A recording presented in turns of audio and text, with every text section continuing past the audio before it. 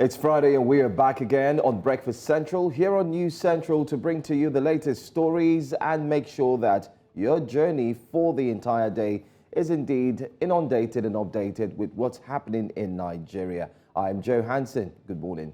And I am Osarogie. It's halfway through the month of February 2024. And of course, the news conversations continue here on News Central TV for the next 2 hours. As always, we bring you some of the biggest conversations happening here in Nigeria. And of course, try to share with you what the reality is, for the average Nigerian. Everyone's still, of course, having their personal complaints with the current economic challenges, the exchange rate, the price of petrol, price of foodstuff in the market, and of course, what's the government's response to all of this? These are some of the things that make the news. I did see that there was a very small protest, somewhere in the southwest yesterday, and some people are calling that medicine after death. But we have a couple of these conversations for you this morning. We also have Adebola joining us to share with us breakfast headlines. Good morning.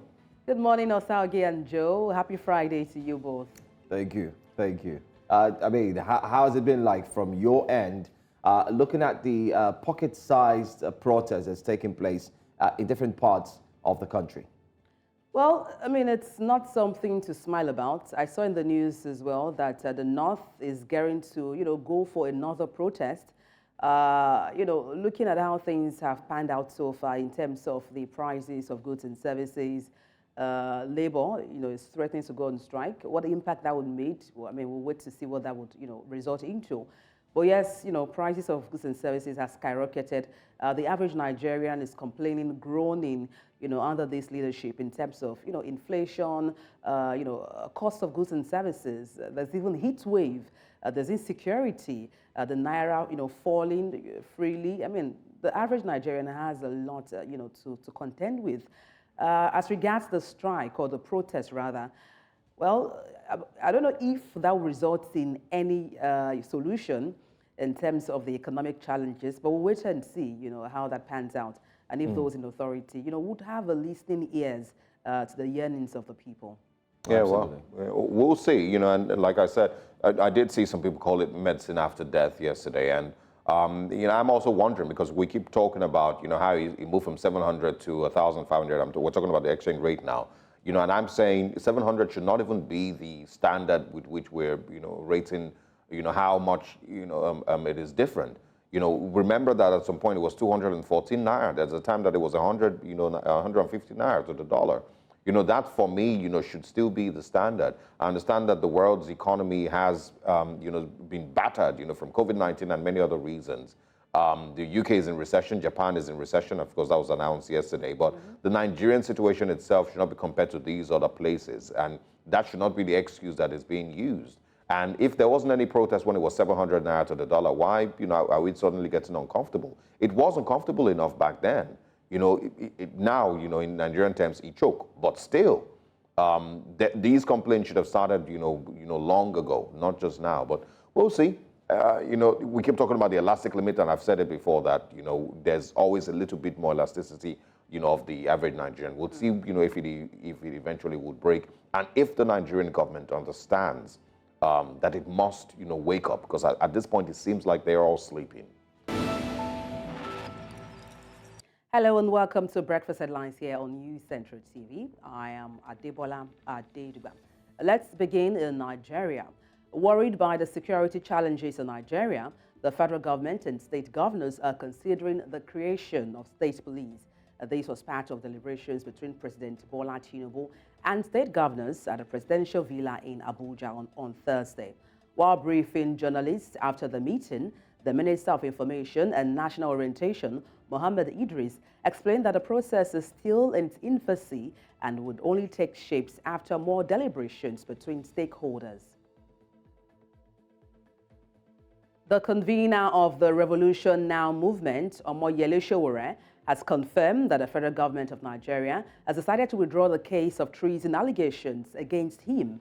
A notice of discontinuance officially stamped by the Federal High Court in Abuja on Thursday and signed by the Attorney General of the Federation and Minister of Justice, Lateef Fagbemi, was issued on Wednesday. Nigeria's Minister of Power, Adebayo Adelabu, says Nigeria cannot continue to subsidize electricity, adding that the nation must begin to move towards a cost-effective tariff model. The minister said this comes as the country is currently indebted to the tune of 1.3 trillion naira to generating companies and $1.3 billion owed gas companies. The Nigeria Meteorological Agency, NIMET, says there is a need for the declaration of a state of emergency in some states owing to heat waves. Many parts of the country are experiencing excessive heat in recent weeks, raising concerns from Nigerians. NIMET said as a result of the high temperature, people will experience dehydration, which could cause fainting, chickenpox disease, measles, and heat rash. Ministers from Burkina Faso, Mali, and Niger met in the Burkinabe capital on Thursday to discuss creating a confederation. The three military regimes formed the Defense and Economic Pact, the Alliance of Sahel States, in September. Burkina's Defense Minister, General Kassoum Koulibaly, said the talks in Ouagadougou were an opportunity to pursue the implementation of instruments, mechanisms, and procedures, and the legal architecture for the confederation. In the east of the continent, Kenya's veteran opposition and Azimio la Umoja leader, Raila Odinga, has officially declared his interest in the African Union Commission chairmanship. Speaking to the media in Nairobi, the former prime minister said he's ready to serve in that position. And that's all on Breakfast Headlines. It's back to Osarogie and Joe. Very much. Interesting stories there across the continent, but I think my focus here is going to be the one in Nigeria with the Minister of Power, Adelabu, speaking about how Nigeria, of course, cannot continue to subsidize because we're currently in, 1.3 trillion naira in debt. And I was just asking, I was asking Joe, how are we 1.3 trillion naira in debt to generation companies and we still don't even have the power? What exactly have we, incurred that debt for, if we still don't have the electricity? If we still cannot boast across the country of at least 15 to 18 hours of power every day? What debt exactly have we, gotten into, or why have we gotten into this level of debt? What level of infrastructure have we been able to build? And it's a thing that, we probably need to ask. When we got into 87 trillion naira debt with former President Muhammadu Buhari, what exactly did we get into that level of debt for? Was it for 2 trains? Was it for infrastructure that we really cannot see really across the country? Was it for better health care? What did we invest 87 trillion naira debt into? I mean, it's a thing that I would continue to ask. When people spend 8 years in office, what is a thing that they are proud of that they've been able to achieve when they've borrowed $30 billion? And I'm asking for former President Muhammadu Buhari now. And how is the giant of Africa, after, 60 years, still does not have electricity? You cannot boast of 10,000 megawatts of electricity. You can't boast of even 8,000 megawatts of electricity. So what have we been borrowing money for? If anyone's going to ask former President Muhammadu Buhari, all the money we borrowed, what did we really use it for? Can't somebody take it upon themselves? Okay, we're going to borrow money, but we're going to use it to ensure that in 3 years' time, we have, the ability to generate 50,000 megawatts of electricity. There's nothing like that. So we just have 2 trains and a few roads that were fixed and we're 87 trillion naira debt. Honestly, Osarogie, like you rightly mentioned, I'm at a loss, just as you are, in terms of the debt, in terms, of electricity generation in Nigeria, looking at 1.3 trillion naira, for generating electricity in Nigeria. I'm wondering because there's been no power outage so far. In my area, we scarcely have lights. There's been no lights for a while. It's everywhere. So it leaves you wondering, what exactly was the money used for? Looking at the heat wave we are experiencing right now in Nigeria, everywhere is hot. There's also not been no electricity to back that up, to at least help cushion, the impact of the heat. So one is wondering, really, it calls for questions as to what all the money was used for, in terms of generating electricity for Nigeria, and why are we running into debt if no electricity was supplied to the people in the first place? I personally don't have a problem with, taking loans or borrowing money. Everybody does it. The United States currently is in trillions of dollars of debt. That's fine. But what did we use ours for? That's the thing that I need to continuously ask. Well, Because Osarogie, we can't just have be using it to pay loans. We'll keep asking that question back and forth. But then again, one thing everyone has said is that the previous ruling party was the APC. The current ruling party is still the APC. And so Nigerians have given up in expecting that this current administration will indeed probe the previous one because, like they say, they are still the same party. And of course, do not forget that the current president said he was going to continue from where President Muhammadu Buhari had stopped. Yeah. However, in a saner climb, you would expect that there has to be a call for probe. Let's sit down, let's probe where all these monies went to. We're still fighting the CBN issue where somebody said, oh, you and the CBN, former CBN governor went into the vault and pulled out some money. There is video evidence, and I wonder why that video evidence has not been tendered in court. Then you come out and say, no, all of a sudden, did you also notice that the charges on the CBN governor was changed all of a sudden? I don't know if anybody noticed that. He was actually charged for about 20 charges, and later on, it was reviewed, especially when the video issue came up, and then the charges were, in a way, kind of like changed. And if you look at it, like, why change the charges in the last minute? So, bottom line, what I'm trying to say is, we're going to ask questions, but are we going to get answers? Well, I'm a bit defiant to say, not certain, not certain. I don't know about that either, and just to also remind everyone that, Nigeria has almost an unlimited supply of gas reserves or resources. We have gas, that other nations would dream of. That's the level of, gas resources that we have, and yet we can't generate electricity. If Nigeria, anyway, I don't want to go too deep. But Adeola, thank you very much. I know you've just really listened to us rant. I wanted to quickly ask. I know we're running out of time. I think possibly we might call it morning wonders. Yeah, just a quick one, guys. I know we're out of time. We're pressed for time. But a quick one, guys. What do you make of the call by the 60 lawmakers for Nigeria to transition to a parliamentary system of government? I think that was our discussion yesterday. And summation, I'm just going to give you 2-point summation from yesterday when we had this discussion. One, it is not the change in constitution that is the problem, 1999 constitution, moving from president to a parliamentary. The problem is the persons, the people, the leaders. That's what we deduced. And two, it started to look like it is more of going to benefit the current ruling party, especially with our analysts who joined us. Because take a look, the movement to parliamentary system is touted to begin in 2031.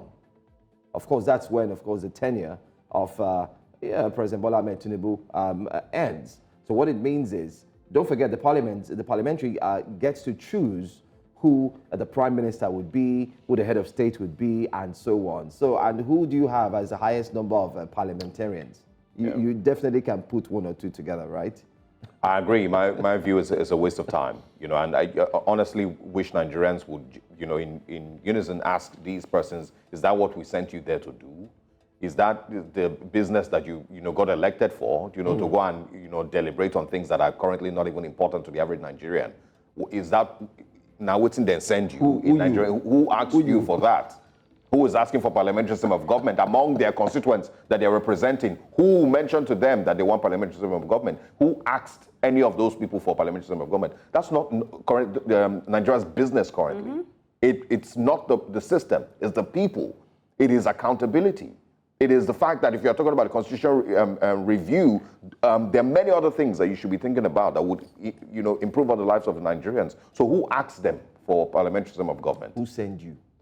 Absolutely, guys, because changing a system of government doesn't guarantee, if your insecurity will be nipped in the bud. It doesn't guarantee you would have less violence. It doesn't guarantee there'll be less kidnappings. it doesn't guarantee there'll be no inflation in your country. So for me, it's just besides the It's a real joke. issues It's Nigeria is non-essential. dealing with. All right, we've seen your face for too long. We'll see you again at 9. Good to be here. Thanks for stopping by. Anyway, you're still watching Breakfast Central on News Central. We've had a robust conversation. I think we'd like to call it Wonders of the Morning. That's what I just want to call it. And so don't fret. Anyway, you can be part of the conversation. You can call the phone lines. Once the phone lines are open, I can tell you categorically that they are open right now. It's Friday, and we want to make the Friday conversations more robust and, of course, engaging. So feel free to call at any time, as you may. We'll go for a quick break. When we come back, our top stories are up next.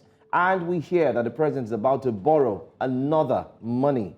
Yes, he is about to do that. We'll talk about all of these and much more. We'll be back.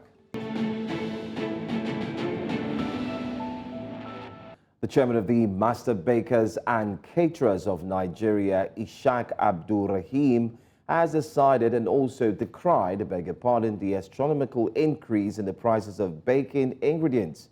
Ishaq, in an interview, said a bag of flour that was hitherto sold for less than 9,000 naira is now being sold for 45,000 naira, while a 50 kg bag of sugar is now being sold for 80,000 naira. He stated the need for the union to down tools by the 27th of this month because of inflation, adding that things are getting out of control. The preservative, which used to be sold for 30,000 naira, now goes for 55,000 to 60,000 naira, depending on the brand, while margarine, which was 12,000 naira or 13,000 naira, now goes for 25,000 naira. Well, if you're a lover of bread, be it sliced or whichever, you might also start having a rethink on what to eat, especially as a staple food or for breakfast. But this morning on Breakfast Central, joining us all the way from Lagos, Surulere to be precise, we do have engineer Onwara Emmanuel. He's the president, Premium Bread Makers Association of Nigeria, PBAN. Thank you so much for being here with us on a Friday morning. Hope you're doing great, sir. Good morning, Joe. Good morning, Osarogie. Good morning, Nigerians, and good morning, viewers. I'm doing good, and I'm not doing good. It's a roller coaster. You know, those stats you just read out are not even accurate. Those stats you just read out are not. Okay, great. So could you bring us up to speed with the latest, because we know prices keep changing every now and then. So what's the latest with the stats? When they changed the dollar to clearing rate yesterday again to 1,500, and the rates are sugar, yeah, very accurate, but flour is a 50 kg bag in Lagos here is going for as much as 49,500 as at yesterday. Preservative, depending on the type you use, is going for last week it was about 70,000. As I speak to you today, it's 85,000 per kg. Then if you want to buy a drum of it, it's going for about 900,000 naira. Soy flour last week was 17,000 per bag. Today it's going for 25,000 naira. Milk was 88,000. Depending on the brand you are buying now, it's going for 130. And the list goes on. As I speak with you, my production has been shut for more than a week now. As the president of Premium Bread Makers, I did not even tell anybody. I just got up last week, Thursday. I normally pay my vendors on that day. After paying, I had a shortfall of 12 million to pay. I needed an overdraft. I couldn't get one. So I just, instead of me to aggravate and spike my health condition, I just paused production and told everybody to stand off until I'm able to get money, pay for it, and then see how I can raise the cost or the price of my products. When did all this change start? At what stage did you notice that you could no longer afford to run your business, the same way it was? No, it came to a head last week. It's been building up since last year, but it came to a head last week after paying vendors, because I pay Thursdays. After paying vendors, I had a shortfall of about 12 million naira I needed to pay. So, and I don't have it at hand. I needed an overdraft. I couldn't get one. I had to go source for money, which I've not gotten. So I'm still scampering all around, trying, seeing what I can do to get the money to pay off, and then buy a restock before I can begin production. Yeah, what I'm asking is, with the new prices, has it always been, did these new prices occur overnight? Are you talking about in the last month or in the last 2 weeks or just last week? At what point did the price of these ingredients become unbearable? It's been building up from the last administration. If you want to take a history of it, it's been building up. The 8 years of Buhari was a catastrophe, but it came to a head when President Tinubu took over. His subsidy gone mantra, his, what do I call it, his floating of the FX, just upended everything. It's been crisis since 29th of May till this date. Let me tell you, bakeries are closing. We had about 150,000 members. Today, we are less than 30,000. Very soon, you will not see bread on the table you will not see bread on the table. The only thing that is helping Nigeria is some people are closing. If 20 is closing, some people that don't know even the nitty-gritty of the business are jumping into it. Whether some people are doing money laundering with it, I don't know. Whether they are doing other sorts of things with it, I don't even know. So people are exiting.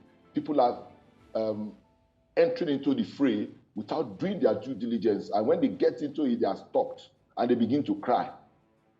So it's been a terrible one. Diesel has increased in the last 2 weeks from 1,150 to 1,350 with the possibility of going up. The Naira has been torn to shreds. The Naira is just like a tissue paper. You don't even know what the rates are. And 90% of our inputs as bread makers, more than 90% is import dependent. As shameful as it is, that is what it is. Nigeria cannot grow her wheat requirement.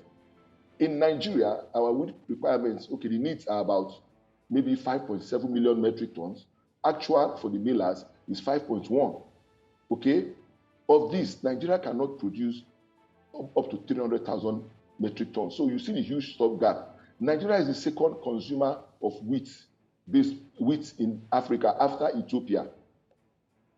We can't grow wheat, but we have about 15 to 20 states, mostly in the north, that can grow wheat. What have they been doing? All right, the 13%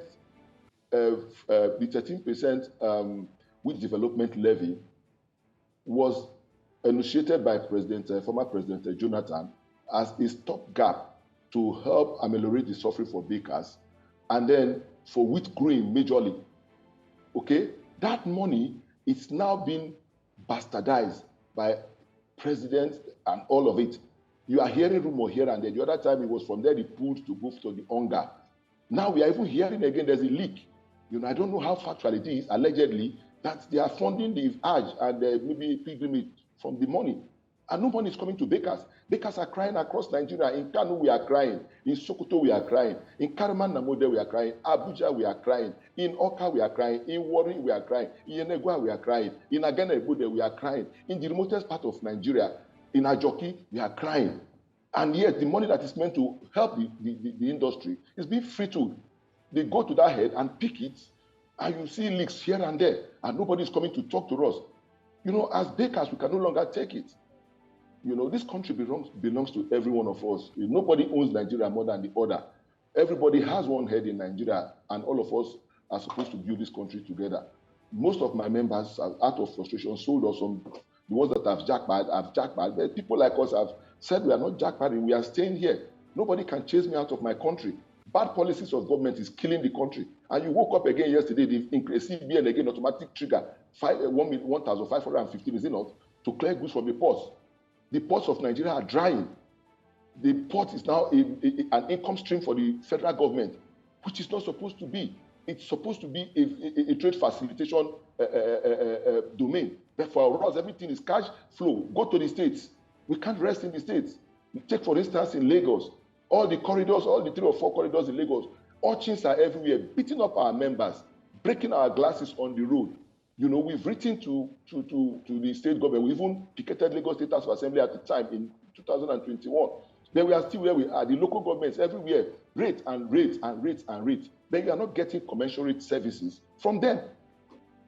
If you want to go to Anambra, as you get your flower, you are crossing from Asaba into Anambra, it's problem. Problem at the bridgehead there. Wahala, if you are going to Kaduna at Zuba, you get into Zuba, they will block the road. If you are coming from Jalingo, from the Mokwa axis, it's a problem. We can't even do anything. Our members are in the lodge. People are suffering all sorts of problems. Blood pressures are spiking. People are in the hospital every day. You watch your multi-million naira businesses going down before you. The business that nobody funded for you. You, out of the sweat of your family and everything you did, you set up a business of 500 million to 1 billion, and you watch it before you, just dying. Okay, so it's a tough one for us. And the only way we can continue to be in business is that our cost must match our revenue. This disproportion is too heavy. You can't even do anything if the federal government is not subsidizing fuel and like fuel subsidy gone. Does it mean that we subsidize fuel for Nigerians? No. Nigerians are hungry. Nigerians cannot feed. They cannot buy anything. Rice is expensive. Swallow is expensive. Garri is expensive. The government will say they are sharing palliative. What palliative are they sharing? They share it to only party members, and a few of them are that. Check what is happening in all the states. The states that are controlled by APC, they share to only their members. A few of them, miserable things that they are sharing. The ones that are controlled by PDP, the same thing. The ones that are controlled by APGA, the same thing. What kind of people are we in this country? What kind of politicians do we have in this country? Don't they see what is happening in their lives? Yeah. We must reset and recalibrate this country for the good of Nigerians, or else this whole thing will consume every one of us. All right, Mr. Noah, first of all, we want to sincerely apologize. I mean, for you telling us that you've closed down your business in the past week. We can imagine how tough it really is to be amongst many who have indeed closed down their businesses. Very, very tough climb that we find ourselves. But permit me to ask very quickly, on June, especially in 2015, the CBN published a list of imported goods and services that will not be eligible for foreign exchange, the Nigerian foreign exchange currency market. Now, let me also mention this, that the list was originally 41, and then it was equally updated. And when the CBN governor, the current one, Mr. Cardoso, came on, he mentioned a few items. And part of the items mentioned were margarine, that margarine would be allowed. Also, not forgetting vegetable oils. So, has your business benefited from any of this, where foreign exchange will not be a problem? The government will, in a way, find a concession for bakers like yourself so that you can get these products in very easily and carry on your business. Are you saying that you've not benefited from this? Well, as bakers, my primary duty is to bake bread. I don't even involve myself in importation. There are people that do that. There is a clear case of a demarcation of division of labor in our industry, okay? You have the importers, you have the manufacturers, and all of them. Now, that thing, the Cardoso, when they said it the last time, I just laughed. Do people even get the money, those contractors that are supplying us? Do they even get the FX? The banks don't give FX. You are a financial reporter, maybe, or economic reporter. Do they give? Do your due diligence. Do they give? They stash it in their place. They go to all the banking hall. You see our bookies all everywhere. They have their fronts everywhere. You cannot get money from the bank. I wanted to travel the last time. I couldn't get PTA. I had to go to the black market to get PTA to travel. Okay. Now, for that one you are talking about, those things are just mere rhetorics from CBN Governor Cardoso. When you make policies, as laudable as they are, do they see through the enforcement of this whole thing? No. Who are the owners of the banks? Is it not their friends? Are they not the ones that own the bank? Who can hold them accountable? Nobody holds them accountable. The bankers are bigger than the federal government, and that's why they are stupendously rich. All right? So we've not benefited anything from that policy. The other day, let me burst your bubble. About a month ago, a big milling company in the country called and was asking that they are sourcing for about 2 billion to go shop for to raise LC for wheat. They couldn't get from the banks. They were shopping all around Lagos and everywhere, asking us to see if, as president, where I can link them up to see where they can buy. I don't even know anybody to buy. So what are you telling me? If those big conglomerates that as big as that cannot get dollars to buy, to raise LC and all that, Is it the small importer? Yesterday, one of the biggest yeast importers into the country, very big European brand, they called me. They were lamenting like they want to pull out of Nigeria. They want to pull out of Nigeria. They are telling me, how can they be selling yeast for going to almost 60, 65,000? How can the bakers break even? That these things in smaller countries in Africa, like Cote d'Ivoire and every other country, these things are not like that. Why is our own? They can't even plan, because you bringing it in, before you are bringing it in, the rate has changed. If you are raising your, what do they call it, your custom papers, the rate has changed. How long can you keep? Is it every day you keep making adjustments? Making adjustments. Yeah. And Emmanuel. Yeah.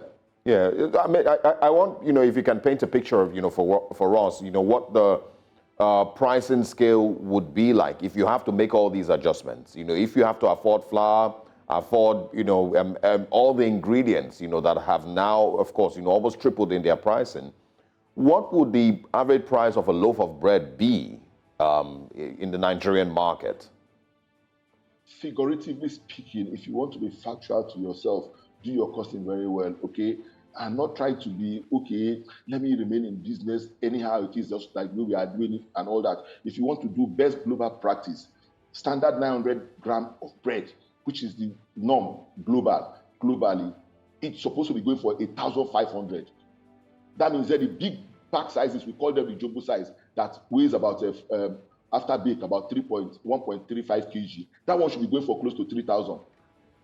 That is the standard, 3,500 naira.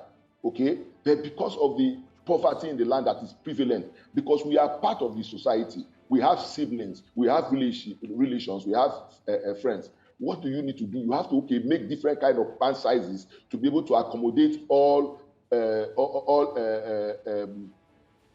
income brackets. Okay, that is it. In my bakery, I have an account just like every other person. Last year, on a monthly basis, when friend comes, I do I give out bread to friends. I do CSR to my host community in my own locality. Every month, I was spending close to maybe 250, 300. But as soon as we started from December and this year now, I discovered that it has jumped to almost 400,000. And I said, I can't even give any longer because I don't even have. If I cannot pay for materials, I need to be paying that kind of money. The bread that my family consume, I spend a lot in it. If my relations come, they take bread and all of it. Friends come, they take, and you pay for it because it's not free. If you don't pay for it, you are running at a loss. So it is even affecting us. Yeah. You understand? So averagely, you will see the prices of bread just going wild. It will just be wild because people need to survive. Yeah. Averagely, a kg of 1 kg of bread, dough. Okay, you calculate it as maybe use 1,000 kg above or below, maybe 1 naira 20 kobo. Multiply by the weight of the bread, it will give you your net dough. That is the net cost of your bread. But as bakers too, we are very responsive. We know the climate we live in because people are dimensionally poor. The wages are not being paid. The 35,000 naira that they said they are going to pay with NLC, nobody has paid. They paid only 2 months. The state governments are not paying. The governors are even the worst off. They are not doing anything, and nobody is talking to the governors. We just leave the governors. They do whatever they like in their states. They share the fact, and they just take it. And the other time I was seeing all the money they budget. Their what's it called? Their security vote. Humongous. They run to the black market, change all the money into dollar. Where do they want to take the money to? Yeah. Do they have their? Well, do they even know what tomorrow holds? They are stashing money. Well, and primitive accumulation. Let's come back to the bread. Engineer Nora, I very, very much understand, how frustrating it must be, and unfortunately, it's not just bakers. I'm so frustrated. Yeah. I'm so frustrated. Other clients where you go to, politicians go out of their way to help their people. Our own is different. They come here to stifle us. They live above us. They don't live within the means of the way the ordinary Nigerian is feeling it. I mean, look, food security defines who a nation is. If people in Nigeria cannot eat a staple cannot buy a staple as common as bread, they cannot eat rice. they cannot swallow eba, fufu, lafun, or whatever they swallow, then that country is in a precipice. Because one, insecurity is rife everywhere, kidnapping and all of it. If you exacerbate insecurity further by pulling people into poverty, it's a recipe for disaster for the country. May we never get to that level where people will scamper for safety if the common man in the street can no longer eat. If they can no longer feed, they will catch the big man to feed on. That's what we're hoping, that we don't get to that level. Exactly. That's exactly what we're hoping for. But I mean, you have given us a clear information on what the situation really looks like currently. So, if you have any information to share to families who are watching this program now, family heads who eat bread every morning. I mean, bread, no doubt, is a staple food. We know that it cuts across all levels of families. They must take bread in the morning and so on. This impending strike that's starting on the 27th, what should Nigerians expect from this strike? And from your own table, what are you expecting the government to do now so that they can solve this issue and Nigerians can have their bread back? Thank you, Joe and Osarogie. Let me say this. For me, I'm a Nigerian, proudly Nigerian at that. Okay, the strike that is coming up on the 27th, I saw it is from the sister association, Association of Master Bakers. They have given their own notice that they are going to go down, and I believe they are going to go down because they are quite big. They are very big and they are massive. All right. For Premium Bread Makers Association, as I told you, as the president, I'm already down. My members, go to Lagos, just take a sense, go to Lagos, go to Warri and other places. You see, people are inadvertently, without knowing it, shutting down their operation. Go to between Festac and just walk around Lagos. Send your reporters. You see, most bakeries are closing. Breads are drying up from the tabletop. Let's go to what the government needs to do first.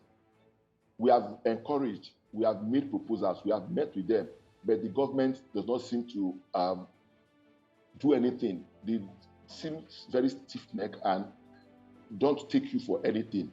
Now, we have suggested, stop anything like some other country in Africa has done. Place a moratorium on wheat levy, wheat development levy, that 30% cumulative that they pay for wheat import. Place the moratorium on it. Let people bring in wheat duty-free, at least for now. Start a massive wheat growing campaign in Nigeria. Here's the Ministry of Agriculture. They said they got a loan of 380-something million.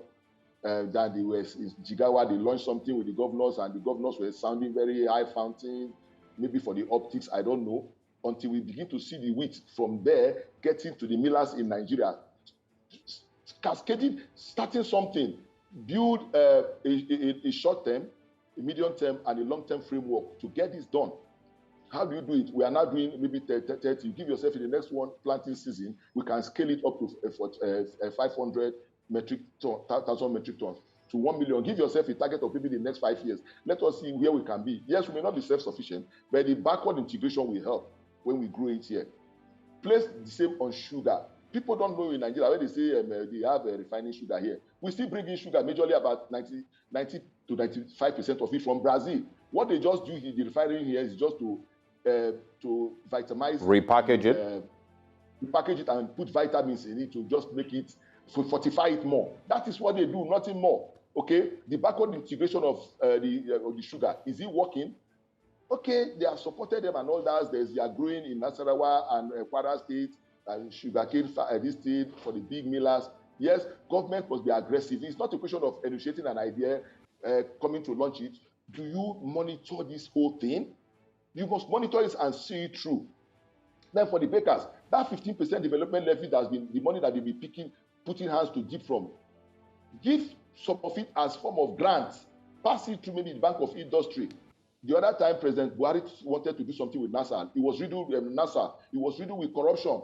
54 billion gone down the drain. People that are not bakers were the ones accessing the money up to 2-3 billion. The you that is a baker, I applied for it. I couldn't get it even as a president of an association. People were getting 2 billion. What were we getting it for? Our equipment are dilapidated. They are old. Every time you have maintenance, your cost of maintenance takes a large chunk of your running costs, your OPEX, your operating expenditure every month. So government must do something for the millers so that we can have a firewall where we can run to and get a, if it's even a loan, single digit. The other day, myself and my executives were the headquarters of BOI at Marina, and we met them and complained that, look, we are not getting enough. The only places we have gotten in, some form of intervention, some form of support, is just Lagos State of the 36. Some of our members, very few of them though, got from the Lagos Care. So kudos to Lagos State government, but they can do more. I was with my members in Ogun State, Abuja, for the Ogun Cares. We went there. Till now, they've not given anybody anything. The commissioner came and said the House of Assembly were there, all of them were there. They've not given anything. These are only the two states I can talk about.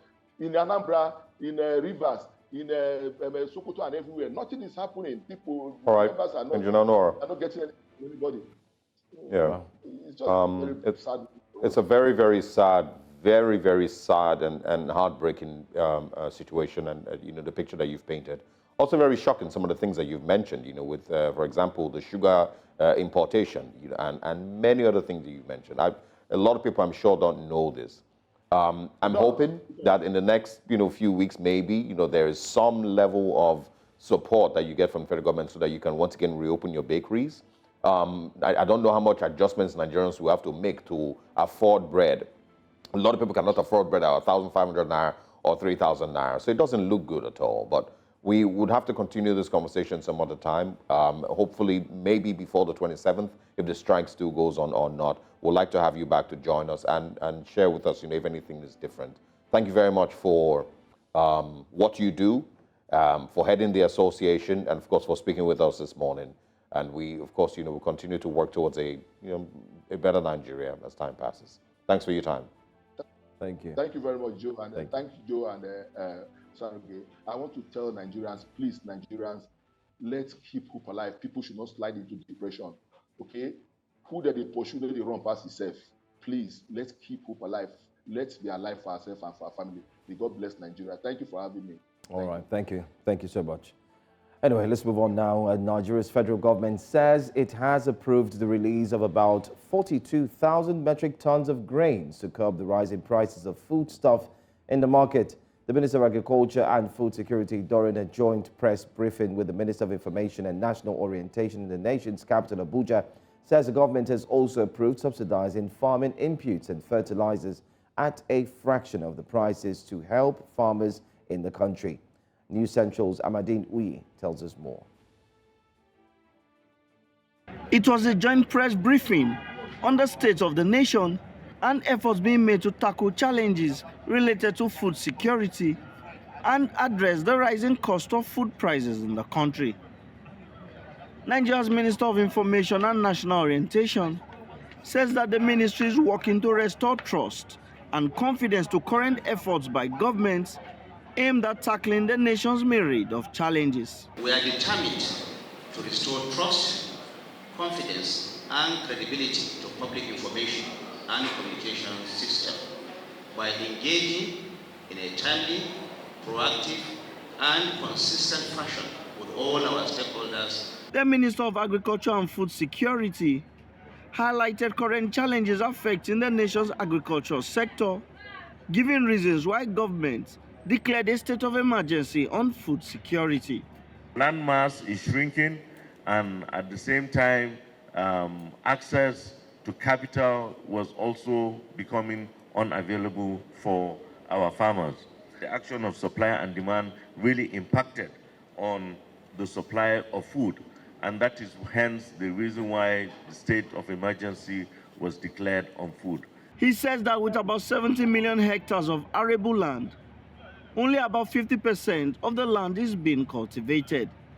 He adds that government is working to increase food production by investing in dry season farming and has subsidized farming inputs and fertilizer for rice, wheat, and other grains. What we are experiencing today is a factor of supply and demand. And this is where we are looking at is to ramp up production. And the dry season is one of those areas we want to institutionalize in this country encourage and have farmers do dry season. He further adds that the federal government is working with state governors to update the database of Nigerian farmers, which will help in effective planning. We have also asked them to certify those lists from the local governments. That is to say, we will have at the local government level, we will have a series of about 18 or so officials, which also includes farmer associations in those local governments and also traditional rulers. We have seen in the past where people would put names of associates and friends in the farmer data list, but what we have said is that identify the farmland first. If you go and identify the farmlands and then you put the name to the farm, not to go and get somebody's name and put without having to know whose farm is or where his farm is. The minister adds that problems like the undocumented export of grains out of the country is being looked into. He says that the federal government has ordered the release of 42,000 metric tons of grains from its reserves, which stands at about 53,000 metric tons, to curb food inflation. In Abuja for News Central, I am Amadin Uyi.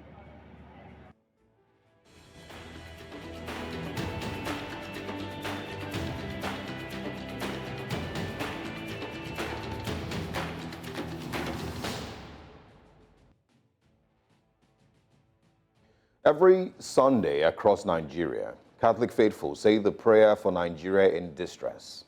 And if you're familiar with it or not familiar with it, it will go like this. Power and might are in your hands, and no one can withstand you. We present our country, Nigeria, before you. We praise and thank you for you are the source of all that we have and are. Be merciful to us, your people. Spare this nation, Nigeria, from chaos, anarchy, and doom. Spare us bad leaders. Bless us with your kingdom of justice, love, and peace. We ask this through Jesus Christ, our Lord. Amen. And of course, there's different variations to this prayer that are said every Sunday across Nigeria. People who find a few minutes to hand over an alien nation to God with hope for a miracle. Unfortunately, fuel prices won't be fought with prayer. Unfortunately, banditry, kidnapping, and terrorism won't also be fought with prayer. A drowning currency almost at 1,700 naira to the dollar will never be fought with prayer. Actually, none of Nigeria's current problems can be prayed away. Some people may argue that our nation is cursed with every form of plague that failing nations suffer, and I won't blame you if you agree with that narrative. In fact, just a few days ago, the General Overseer of the Redeemed Christian Church of God, Pastor Enoch Adeboye, was quoted as saying that the current administration is doing its best, but the country has spiritual problems. The same Pastor Adeboye in 2020 led a small protest to demand government action against insecurity in Nigeria. In 2012, if you remember, it was the year of Occupy Nigeria protest against the removal of petrol subsidy.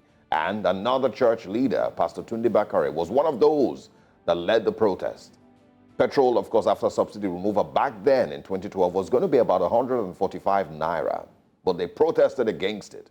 10 years later, subsidy has now been removed, at least so the government says. Petrol is now selling above 600 naira per litre. The cost of living crisis is 100 times worse than could ever be imagined. And Nigerians are now being told about spiritual reasons being the cause of their sufferings. The emperor has no clothes, but they are telling him his agbada is very beautiful. The emperor is actually stark naked, but they are saying to him, your babariga is very colorful. Again, prayers will never increase Nigeria's crude oil production. Prayers will never improve Nigeria's agricultural sector or even help us get bread. Prayers would never, help us become more food sufficient. Prayers don't revive moribund refineries, no matter how hard you pray and cast and bind and speak in tongues. I'm going to guess it's the spiritual problem that made the CBN governor to allegedly forge the former president's signature. He must have been possessed by some demon. It's the same demon that maybe asked, that suspended minister to transfer the government funds into a private account. A very devilish demon. It is that same spiritual problem that has possessed bandits and kidnappers across the country and made them continue to relentlessly kidnap Nigerian citizens and demand money. A demon that needs to be prayed, away. It's high time that our pastors stopped asking Nigerians to pray more for Nigeria, because God is not deaf.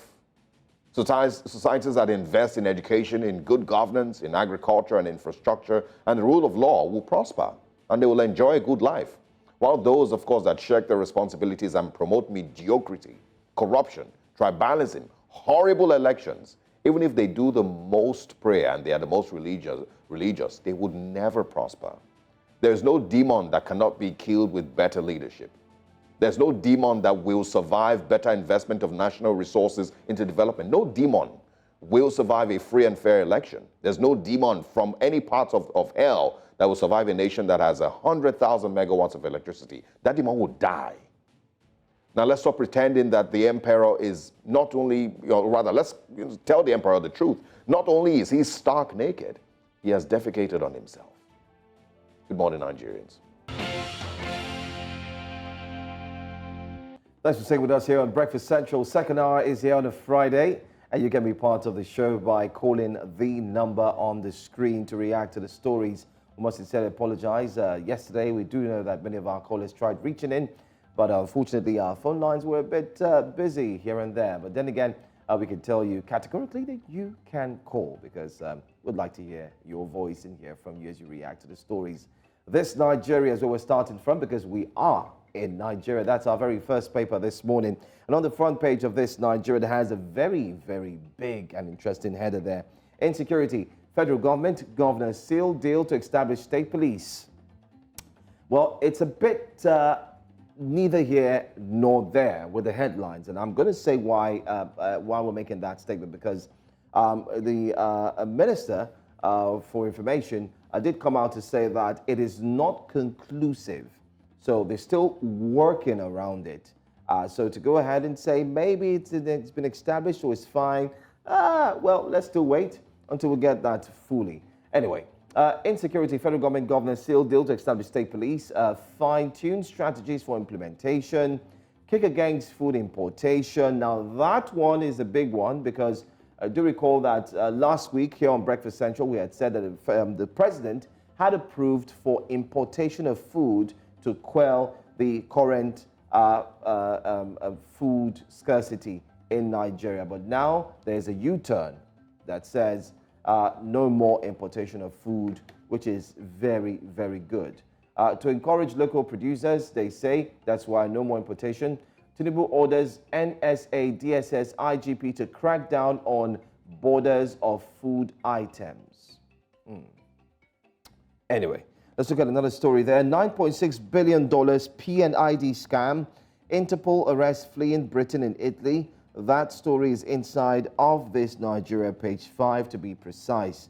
We won't allow illegal settlements, markets hamper road construction.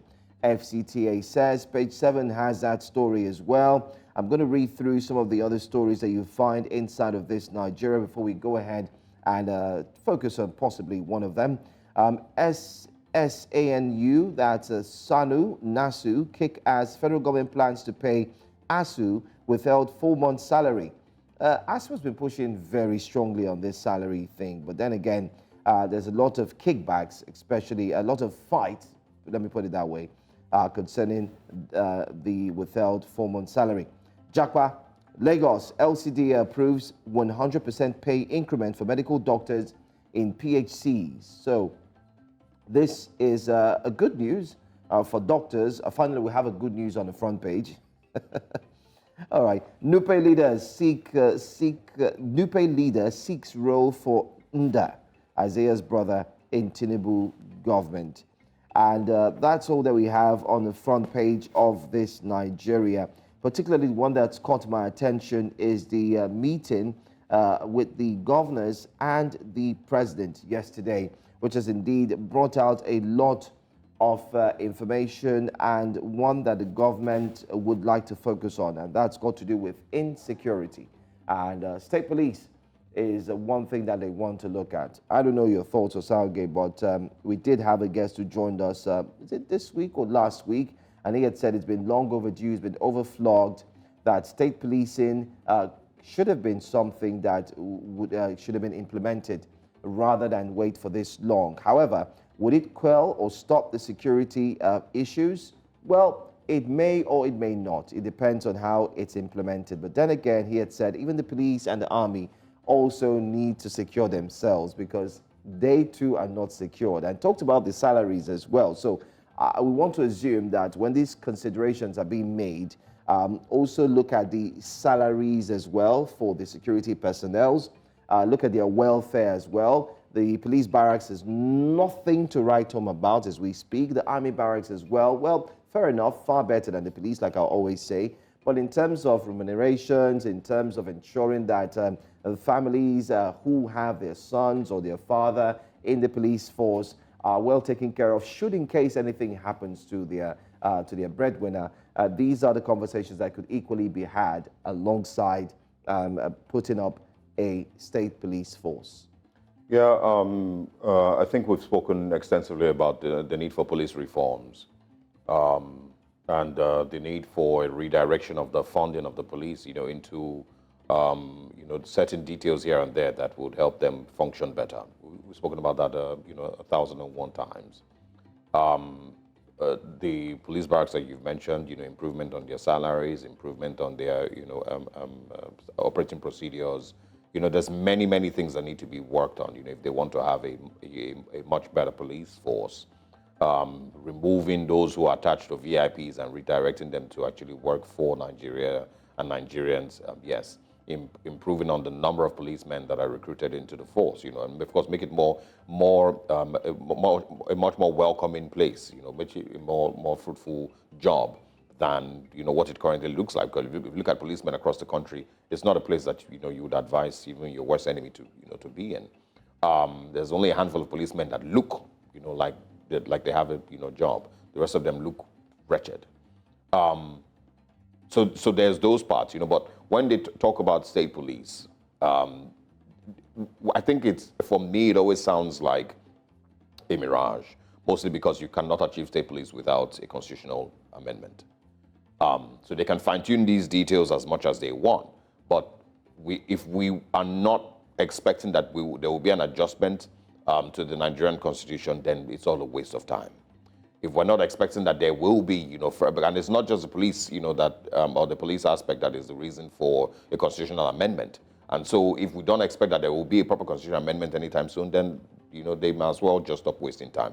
We've had the national conference during Goodluck Jonathan's time. There were deliberations, there were agreements, there was a large document, that was put together of things that must be done if Nigeria needs to move back, forward. None of those things were, and in fact, it was thrown away.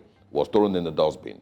And so, they might talk about these things and how we need state police, but if they are not also putting that side by side, we're talking about a constitutional amendment that will make it possible, then it's a waste of time, and I think they should stop wasting Nigerians' time with these deliberations. For now, if we are not going to amend the constitution to allow for state police, then let us see that there is a redirection with the attitude towards the police. Let's say that police funding is actually getting to the police. Let's say that police funding from the federal, and of course, maybe with some assistance from the state government, is getting to, buy police vehicles, to invest in science and technology, to, give them the equipment that they need to work. Many things here and there. Well.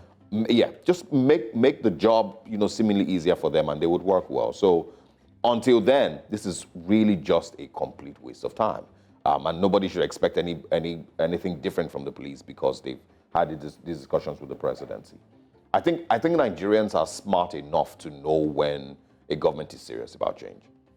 You don't need to convince anybody. You don't need any press statement. You don't need to give these orders, and ask your spokespersons to put it in the news. Nigerians are smart enough to know that, to know when a government is serious about change, and they would obviously be able to tell, when that comes. All right, let's move away from this Nigerian newspaper, see what else we can find. The Daily Trust newspaper, I believe, comes up right next. And of course, please remember to our viewers, you could call if you have views on any of these stories that you would like to share with us, any of the stories that gets your attention. Please call the numbers that are on your screen. I believe we have great network today compared to yesterday. Join us, and share your thoughts with us on these stories making headlines across Nigeria today. The numbers are going to be on your screen in just a second. You could also tweet this morning at News Central TV and let's know what your thoughts are on these stories. We'll move away from this Nigeria and go to this This Day, or Daily Trust, I beg your pardon, newspapers, and see what we can find over there. Well, on the Daily Trust newspapers this morning, still talking about insecurity, it says Tinubu governors more state police. You know, of course, we just spoke about that. And of course, to our viewers this morning, the numbers should be on your screen in a second. We'd like to know your thoughts on state policing. Do you think that that is, you know, the way to go? Or, you know, and of course, do you believe in the statements being made by the current administration and the governors about state police? Or do you, maybe think that it's just a waste of time and, they should let us know when they are serious? Let me know, right? When you call in this morning, share with us, what you think about state police. Insecurity, once again, Tinubu governors more state police. They want to kill Nigeria, finally. Ex-AIGF Nalegu is saying, it's a dangerous move, says Professor Jibrin Ibrahim. Some of them, of course, have also said that state policing is not the way to go because governors will take advantage of the police, and there's many excuses that they've thrown out there that it will be misused by the governors. Like that already isn't happening. President rules out food importation, orders NSA, IGP, DSS, DG to tackle hoarding. And for me, that, and I'm going to talk about it in a bit. Reps to federal government, subsidize Hajj fare. Parliamentary system, best for Nigeria, says Dantata. Bandits kingpin Dan Nagala, wounded in gun battle. Man knocked down while escaping with woman's foodstuff in the FCT. Interesting. Parents of students abroad battle to pay fees. Dollar hits 1,600 naira at the parallel market. And also truck owners to stop lifting petrol on Monday. That's another one. Yeah, that's scary. That's scary. Yeah, so the story on, ordering the NSA, IGP, and the DSSDG to tackle hoarding, it's coming from allegations that there are people who are buying food, in bulk and then hoarding them in order to lift the prices. For me, it once again sounds like, a government that still has failed to accept, where it has failed Nigerians, and the responsibility that it should have to ensure that there is, food security for the average Nigerian. It has once again created a new excuse as to why there's food, shortage across the country, which is that people are hoarding. I don't know how many people are hoarding food. It cannot be that every single person, who has a business with the agricultural sector is suddenly hoarding food. That's not possible, and that cannot be the reason. There's many other reasons why there's food insecurity in Nigeria, why Nigerians are, struggling to get, affordable foodstuff. And I do not believe that it is hoarding. If the government also had its systems in check, nobody that is hoarding food will be able to change, will be able to, of course, disrupt the supply of food across Nigeria. It is because the government doesn't have its systems, doesn't have the agricultural sector in place. That's why you can hear about the possibility that, somebody's hoarding food, and that's why, or some people are hoarding food, and that's why. Using agents of security agencies to bully your way into food sufficiency for Nigeria will never be the answer. The former government tried it. They locked the borders. They, arrested a few people, bullied people here and there. Didn't work. They didn't improve on rice production. They didn't improve on food sufficiency for Nigerians. Didn't change much. So it has never been the answer, and I think we need to learn that lesson as quickly as possible, that the earlier we start to actually invest in agriculture, the earlier we start to subsidize more, so the farmers can go to the farm, the earlier we create a secure environment for farmers to be able to thrive, then maybe we would have more food security. I stand to be corrected, but I do recall that in one of the president's speeches, especially I think that of October, he had made mention that lands will be provided for farming. And of course, fertilizers would equally be provided to farmers at a very, very easy rate, so they can actually go ahead and farm. And just this morning, we're saying that 43,000 metric tons of grain will equally be shared to see how we could curb.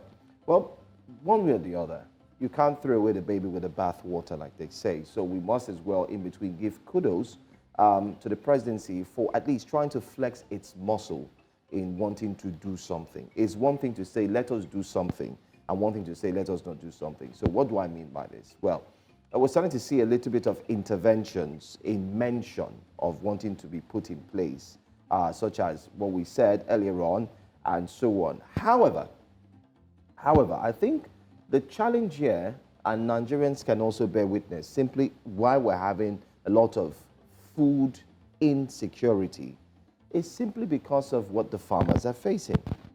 Before the Buhari tenure ended, while he was about wrapping up his tenure, we did see what happened in the north. I mean, we talked about it here on the breakfast show. We did speak with people, witnesses, those who lived in certain areas who joined us here live on the program. And they did talk about how both relatives, friends, and who were farmers, who were beheaded. We saw that happen in the north because they were simply just going to farm. So, in clear case, if we look at the scenario, could it be possible that maybe, why don't you just tackle the food insecurity, which has to do with the proper insecurity that farmers are going to? Just last week, we also read here in the news how people who were going to farm were actually being attacked, especially by unknown assailants, and they were taken away from their farms.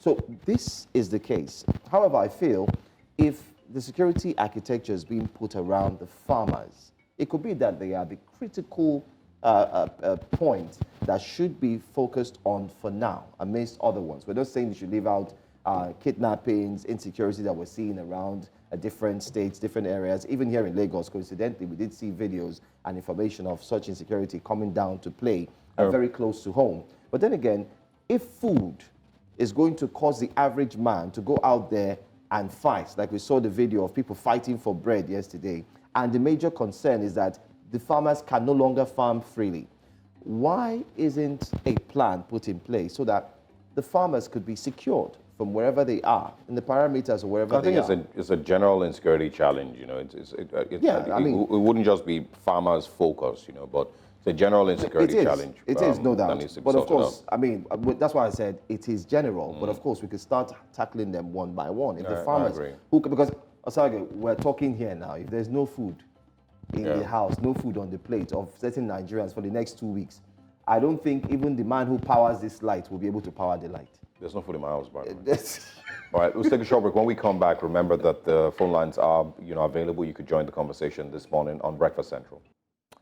Welcome back to Breakfast Central. Front pages of the dailies is what we're looking at, and the Punch is next. At the top there says Naira trades 1,498 to $1 at official market. CBN tackles racketeers, and that's CBN tackling racketeers. However, in the parallel market, it goes for 1,600. So slowly, the Naira is starting to touch 2,000 Naira. That's what's happening right now.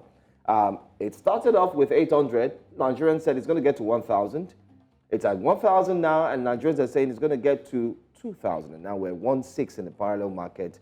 However, CBN tells us that it trades for 1,400, approximately 1,500 at the official market. So I'm just wondering why we can't just put it at 5,000, because if we've been, no, just what I'm asking, because if we've been predicting that it's going to keep getting worse, we said it was going to be 1,000, it got to 1,000. It said 215, it's currently at 1,500. Now it's heading towards 2,000. So is there anything that makes anybody believe that it won't get to 5,000? So yes, I don't think it will get to 5,000. I think it will possibly stop by. It may get to 2,000 plus the way it's going, but 5,000. Then I think we have to shut down the country. No, I mean realistically, what is the reason, that it wouldn't get to 5,000 if it has continued to grow? Because every day we hear, it's 10 naira added today, 20 naira, 30 naira, and it just continues growing. In one day you realize that there's like 70 naira that has been added to it. From 1,480 to 1,520, 1,570. It's currently 1,600 on the average. So how are we sure that by Monday it's not going to be at 1,700 or 1,800? And how does the government assure Nigerians that once it gets to 1,800, that's going to be the worst, and then it's going to start coming down? Because we still haven't seen any actual steps that have been taken. We haven't increased our crude oil production so we can, earn more. There's actually nothing, So why wouldn't it get to 5,000? Well, except just don't be pessimistic. But realistically, I'm sure the interventions will possibly kick in before it gets to 5,000. I'm just sure that the interventions, it may get to 2,000 plus, but the way it's going is almost touching 2,000. It's not far off. It's like relay, so it's almost grabbing hold of 2,000. Very close by, very close to. Would it get to 5,000? Well, I'll try as much as possible to say not yet. But let's look at another big story there on the front page of Punch. It says abductions.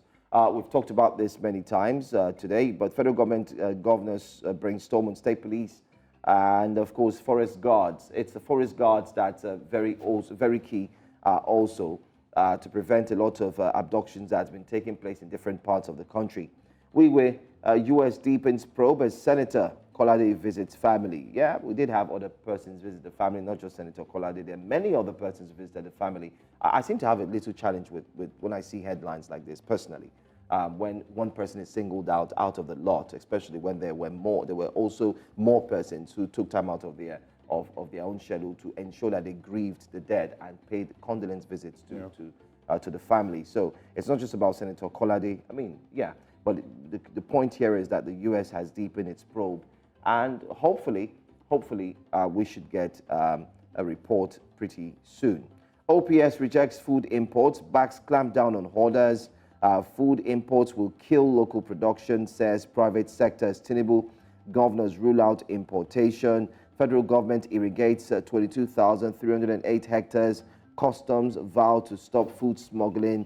IGDSS go after hoarders. So it's a war against food hoarders, food smugglers, and so on. So because we've had callers on this show before, let's bring it back home to our viewers. Let's talk to our viewers very quickly. You are into food production, okay? Our first guest this morning, you could see the frustration, the pain of having to close his bakery in the past 1 week because of the food inflation and the cost of materials or ingredients to be able to produce locally, fresh, wonderfully baked bread for Nigerians to enjoy. And he can't do that any longer. However, there are also reports that there are people who are hoarding these products, either in their warehouses, their houses, their stores, wherever it is.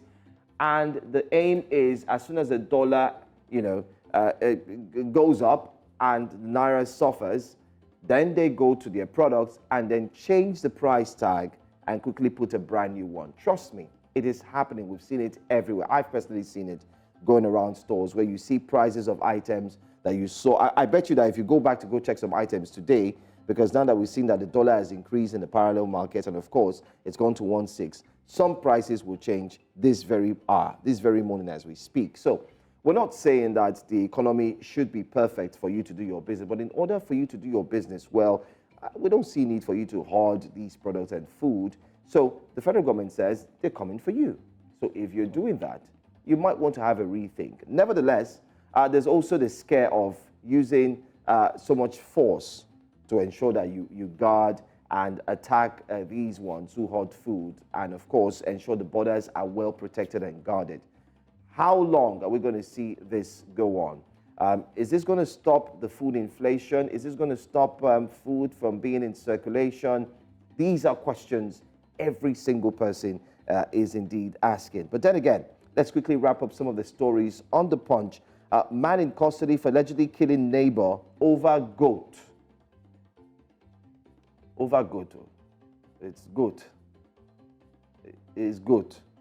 Possibly a live goat. And maybe there were thoughts of a pepper soup in between. And these are stories you see in the papers. I can bet you, let me say it here, we're going to see more stories like this. So many. Last week we saw another one where a man killed his wife, and so on and so forth.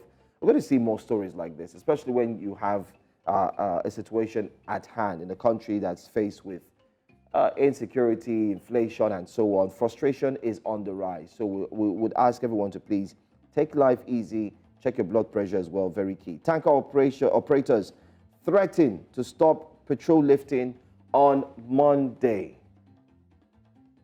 Anyway, best of luck to Nigerians from next week. I think there's an agency that is meant to be in charge of pricing for products in Nigeria. There is definitely. Sure. You have the Pricing Regulatory Yeah. Agency. So there is that. Yeah. The reason, even if I don't believe that hoarding is the reason behind the scarcity of food, I would not take that, as a good enough reason why Nigerians cannot eat because a few people are hoarding products or hoarding foodstuff. I also don't agree with the idea of releasing, metric tons of food, because how many times are you going to release? There's a pricing agency. The reason, is because we don't have that sector in check. If we had the agricultural sector, properly set up and running efficiently, nobody, that will be hoarding anything would be able to, determine the price of food in the country. We see this happening also because our petroleum sector is also not in check, and that's why every now and then you hear that petroleum marketers or petrol station owners, would hoard product so that to create some fake scarcity and increase the price of petrol, and eventually Nigerians get to pay for it. But it's mostly because these agencies aren't working and these ministries aren't working effectively. That's why. And of course, there's also something to quickly mention. When we spoke with Engineer Onora, about the price of bread, he complained that money from the wheat, I think is the grain something. There's a fund that is meant to be given to them. He said that it wasn't getting to the bakers. Yeah. But there was also rumors that money was taken out of there, about 24 billion, I believe, was taken out of there to fund Hajj. And I've just seen it, I saw it in Daily Trust earlier, where reps are telling the federal government to subsidize Hajj fare. He did mention that there were reports that money was taken from that wheat fund or that grain fund, which was meant to be given to farmers, given to people who were running these bakeries. Now, it was now allegedly taken from that fund to subsidize people going for Hajj. And again, that's a clear sign of a country that does not want to prioritize and is not serious about growth. All right, we would wrap up with the newspapers here.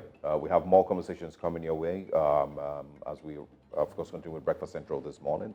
Thanks for staying with us. We'll take a short break. When we come back, we, of course, keep the show going. You're watching Breakfast Central on News Central. Right before we go straight into our top stories, we sincerely want to apologize for the phone lines and the connection. But then again, let's see if we can get through. We do have someone who's been able to get through, Adamu, all the way from Bauchi. Adamu, good morning to you. Good morning, sir. Good morning. Thanks for calling us, and we're glad you're able to get through, despite the challenges.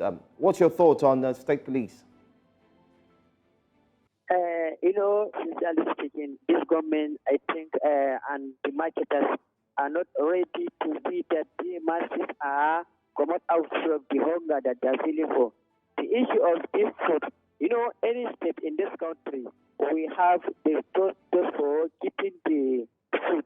So my advice to the government, let government to reduce the price, the stores that they are having in this country, like each bag of maize, 20,000 to selling it for the masses in the country. And now, if the government now give the approval for bring out the food outside for the Nigerians, so the food is not reach us, we masses. They are going to share it by themselves, but already are not hungers. We hungers, we need the government to reduce the price each bag to opening the different branches for the masses anywhere. All right, I think we're struggling with the connection there. Adamu, we're going to have to end it there, but thank you very much for contributing, for calling, and of course sharing your thoughts with regard to some of these stories. Remember, to our viewers, at any time during the show, I believe the calls, the phone lines are open. You can join us and have your thoughts out there. The federal government and the governors of the 36 states are considering the creation of state police as part of measures to address the worsening security challenges across the country. Now, this was part of the deliberations at an emergency meeting between President Bola Tinubu and the state governors at the presidential villa yesterday in Abuja. Well, according to the Minister of Information and National Orientation, Mohammed Idris, the process is still in its infancy and would only take shape after more deliberations between stakeholders.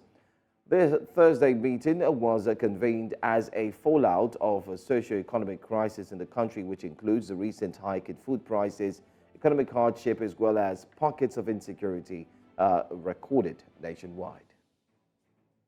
And the state governors have also discussed the possibility of improving the numeric strength of forest rangers, to train them so that they can keep our forest and our borders very safe. Now, there is also a discussion around the issue of state police. The federal government and the state governments are mulling the possibility of setting up state police. Of course, this is still going to be further discussed. A lot of work has to be done in that direction, but both the federal government and the state governments are agreeing to the necessity of having state police. All right. Well, joining us this morning is Catch Ononuju. He is indeed a political analyst and one who has been following very closely what's going on, most importantly, what took place yesterday. Catch, the meeting was convened just right in front of your area. Let me use that word. And you did see the 36 governors who came into the Federal Capital Territory in conversation to indeed move Nigeria forward. First off, what do you think about the immediate meeting? And most importantly, what's your thought on state police? Thank you very much. State police is inevitable. I would help you just by going back a little bit. You had at the inception of the the Tinubu administration, there were talks about the government hiring outside contractors to do security jobs, like Asari Dokubo telling people that his people had to bring security on the Kaduna-Abuja route. What caused this? President Buhari destroyed the federal security system when he allowed the infusion of persons, characters, and ideas that undermine the ability of the security services to perform their duties without being seen to have been compromised. And that was why there was a need to abandon that compromised police system or security structure, to go outside it, to find something that can be trusted to deal with the security problem. It now came in as Burkina Faso, Mali, and Niger now formed their military alliance. The activities of that alliance were now forcing a lot of the militants from the sub-region into Nigeria. So much so that Bello Abdullahi Bodejo mopped up a lot of the militants and formed them into an ethnic militia, for which the army arrested Bello Bodejo. That means, how do you protect the indigenous people in their different states? That's the reason why we needed to find people who were on the ground, people who, if anybody enters their community, they will quickly raise such intelligence and say, look, this man wearing a white shirt, we don't know him. He is new to this community. That is the simple reason why we now thought it will only take local people to secure their localities. And then the issue for this empowerment of the locals, which we now call state police, came in. We've been talking about this for a very long time. But when you now saw pictures of Buhari's arrangement, where people who are not from Lagos State were smuggled into the Lagos State manifest of people to be employed into the security services, that tells you what you saw was just Lagos State. What about the other states? It has become that bad. The security services have become compromised. The only way to go about it is to allow the formation of indigenous people into what you used to call in Borno, the civilian JTF, what you call in Southwest Nigeria, Amoteku, and of course, what you saw also in other parts of the country. Yep. It is the way to go. Yeah, Mr. Ononuju. Of services. Yeah, Mr. Onoju, you know, Amotekun, Ebobeago, you know, those are some of course, and the civilian JTF in certain parts of northern Nigeria. You know, they're still trying to find their footing, you know, mostly. The state police we're talking about here, would it require a constitutional amendment? Or is there a way that it can be pulled off without having to amend the Nigerian constitution? The reasons for calling the governors in was to carry them along. Constitutional amendments will always require the inputs of governors. Now that we have seen we have clear and present danger in terms of security, what do? You don't start trying to repair the Nigerian police system that's already compromised.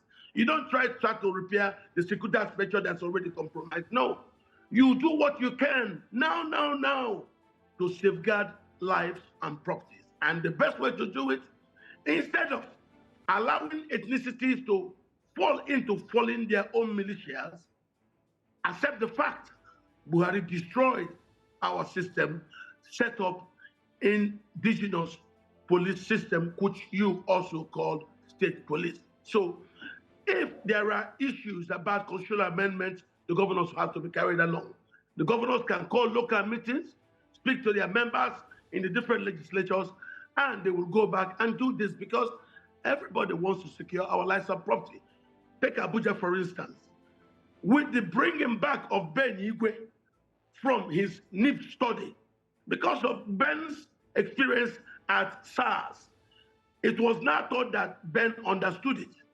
And me, I was afraid at the beginning. I said, Ben is high-handed. But in the past 1 week, there's been no issues of kidnapping in Abuja. Why? Ben Igwe, new commissioner of police, goes himself into the forest. Ben Igwe knows very well this issue is real. But if you now look at the other compromised people in the system, it will not work. That was why they had to seek Ben Igwe out of his course at NIF and then beg them to come and become the first police commissioner from the Southeast in Abuja. I can tell you for real, as I'm talking to you right now, since Ben Igwe started going into the bushes, those people threatening Abuja have gone. So that means there are people in the police and security system that if you allow them to do these things, they will not perform. Why? They are compromised by the Buhari system. So for us now to get it well, you need to take this kind of new strategies that people need to understand there are clear and present existential danger. So state police, but not only that, this might be a time for us now to bring in the traditional institutions, traditional rulers, wherever they are. You know, they are very close to the people. They will need to also work with the new policing system because you're not talking about the state police. You also have to bring in town unions. It is when the people are very vigilant that they can sincerely provide you with honest information that you need to secure the space, environment, and property. We are now talking about people-based governance. Can't you see it? Where previously we were taking somebody from Kantagara, somebody from Sokoto, to bring him now to Akwa Ibom, bring him to Aba as DPO. It does not work. It does not work.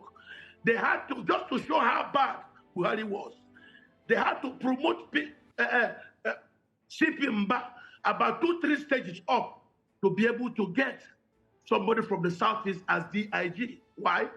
Buhari made sure he eroded the chance of other people in gaining placements inside our security services. So I think the time for rhetoric is gone.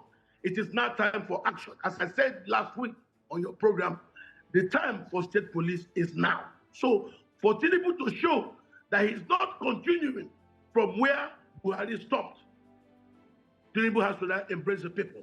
Embracing the people means doing what you should do, and that is talking to the people about their security. Give the people their own. Me, I support the gradual devolution of powers. If this is the beginning of restructuring, I am 100% for it. So the former federal system, where you literally pack all the powers in Abuja, has failed. Let us now devolve power. In devolving power, devolve security capacities, because at the end of the day, the governors still pay for the local security. So allow them to take charge. I'm aware some people are very afraid that it could be misused. It's not true. Exactly. It's state police. Exactly. Amotekun is state police. LASMA is a kind of state transport police. So if these things have existed and they've not led us into debt, allow them to expand. Amotekun is state police. Hisba is state police, whether you like it or not. So let us continue to allow other people to also have it. Listen, there is nothing wrong with devolution. Don't forget that we made Kaduna headquarters of all our military and security establishments. Also take the aviation hub to Lagos, take the banking hub to Lagos, and take security back to the people. I want to see Tinubu take things like NNPC to the Niger Delta area, take things like agriculture to Taraba and also to Benue State, take water resources to the far northwest. Let Nigerians have a sense of belonging. The over-concentration of everything in the center is fraudulent. We are not a conquered people. We are a federation. So let the word federation actually come into the practice of this, our governance structure. Not just federation I get in rhetoric and not in practice. Mr. Osarogie, I totally understand the idea, behind, going back to, a proper federal system and all of that. I get it. I think what, a lot of people may see here and have fears, of is sincerity of purpose. It's actually having the political will to pull this, thing off. We've been talking about restructuring for so long. We've spoken about it over and over and over. Remember, there was a national conference in 2014, I believe. Nothing really has changed since then. So it's the sincerity of purpose, that might be lacking here. That's why there's doubt, with regards to these conversations. You can call the governors together, you can talk about it, you can fine-tune, some of all of it. But once there is a conversation about amendment to the Nigerian Constitution, it's not just because of state police. I'm sure there's other things that must be also mentioned. If we're amending the Constitution, there's many other things that must be adjusted, and we'll take advantage of that moment. So do you think that we're at that point where we genuinely will go ahead with amendment to the Nigerian Constitution and, of course, the enactment of, a proper state policing system? We have reached that point where rhetorics are no more allowed. Don't forget, there are discussions in the Southwest. As Tinubu said, he wants to build an ethnic and tribal base for himself because he was imposed by the leadership who captured the reins of power. But he now knows there's a need for him to build for himself a base. Tinubu lost Lagos. So he now needed the Yorubas to support him. And the Yorubas are arguing. Very few of them say they want Oduduwa, but the majority of them say no. Let us rather do restructuring. And based on that, you cannot go to the next election without a base. So if you don't want the Yorubas to back you, you want other Nigerians to back you, you must now listen to what it is they want. And they say they want restructuring. The Igbos want restructuring. The people in Niger Delta want restructuring. The people in the Middle Belt want restructuring. The only people who don't want restructuring is Buhari and his people, who do not mean well for the country. I say that again. And thanks for Buhari that he has become a catalyst for us to wake up. So that's why I say nothing you have is good or bad. It depends on how you use that which you have. Buhari has become a catalyst through his religious ways, which in the description of the Tinubu administration said Buhari bankrupted the country. So if the country is bankrupt and because we are all emotionally attached to the skeleton, let us now fix that skeleton and see if through healing it, we can add some more flesh to it. Everybody in Nigeria, I am a member of the as well as the Elders Council. I'm also a member and a part of the people who issued the communique at the last South and Middle Belt Leaders Forum. And we have agreed to this devolution of powers. How can a tiny minority, because of their advantage in seizing the reins of power since after the Civil War, do not now want Nigeria to progress? It's not so.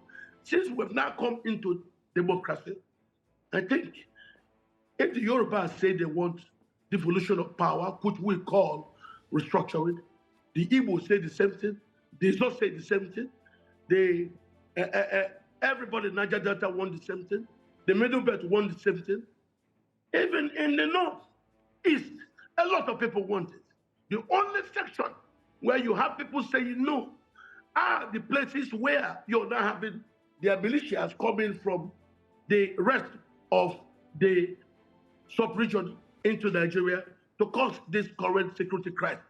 No, we cannot accept the Fulani war across West Africa to come and tear Nigeria apart. No, instead of that to happen, let the people of Nigeria now police themselves. And if they can police themselves and be able to stop that Fulani war across West Africa from tearing Nigeria apart, let us gain by keeping Nigeria as one. All right, if Mr. we Osarogie. don't stop this, people will be forced to take powers into their own hands. And if people now take their powers into their own hands, I can assure you Nigeria will tear apart. So the way to save this country is to protect it from being torn apart, which is as a consequence of people taking the powers to try to protect themselves. All right. That we don't. All right.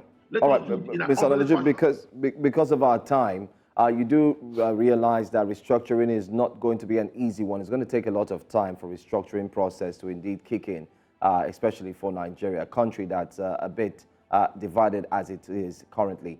However, you did mention the former President Muhammadu Buhari. I'd like to get your take on the current situation that's indeed rocking the Central Bank of Nigeria, the former CBN governor, Godwin Emefiele, and of course the director in Abuja there, the same Federal Capital Territory in which you are. I'd like you to answer in 30 seconds. I'm sure you're following the case. Of course, Boss Mustafa coming to debunk that he did sign for the approval of the withdrawal of over $6.3 billion. And back and forth cases of he did, the former CBN governor did, under the watch of the former president. What's your take on that particular issue, being a political analyst?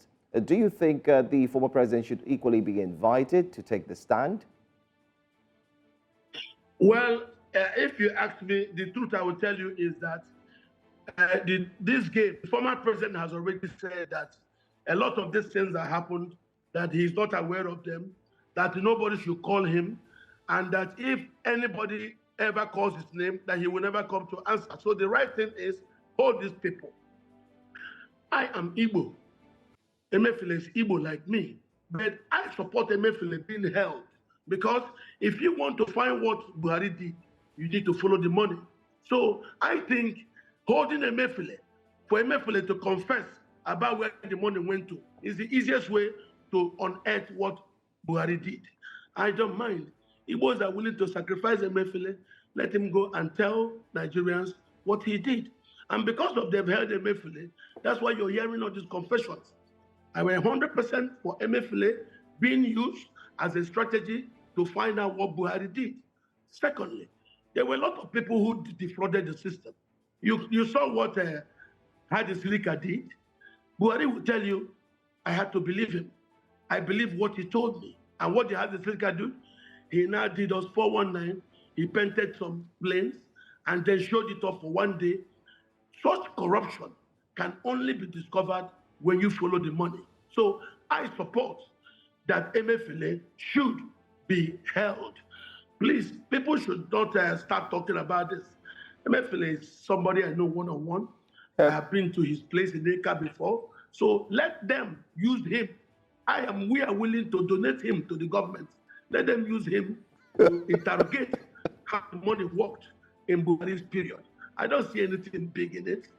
For me, investigating to find out how the water got into these different noodles of the plant is a good thing. You Yeah, cannot well- investigate the Buhari period without talking to Emefiele. So Yeah, but let's not start looking at Emefiele as if he's a standalone person. No, Emefiele is the conduit, the central bank.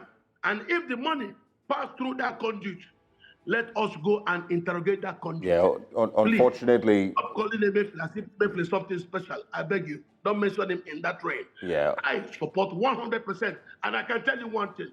Most people do not trust Tinubu.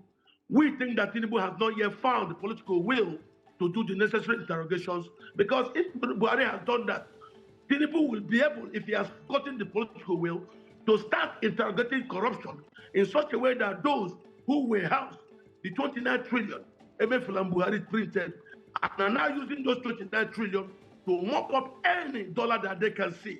Because of Tinubu's inability to find political will to start interrogating and holding those people, that's why they are still using the money that they have to mop up every dollar that you have seen in the system.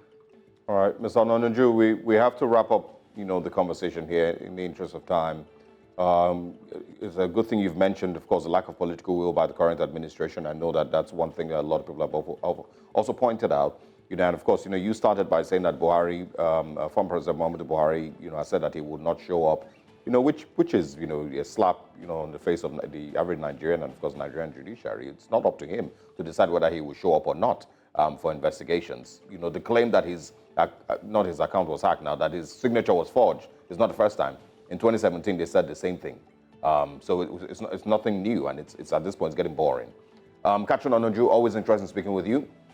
Thank you for stopping by, and we wish you a very, very beautiful weekend ahead. We'll see you again pretty soon. All right. That does it for us. It's been a very, very eventful week here on Breakfast Central, all the way from Monday through to Friday. We're wishing you a very, very interesting weekend. Please don't forget to check your blood pressure and take life easy, like they say. Take it, JJ. I'm Joe Hansen. And I'm Osarogie. See you on Monday morning.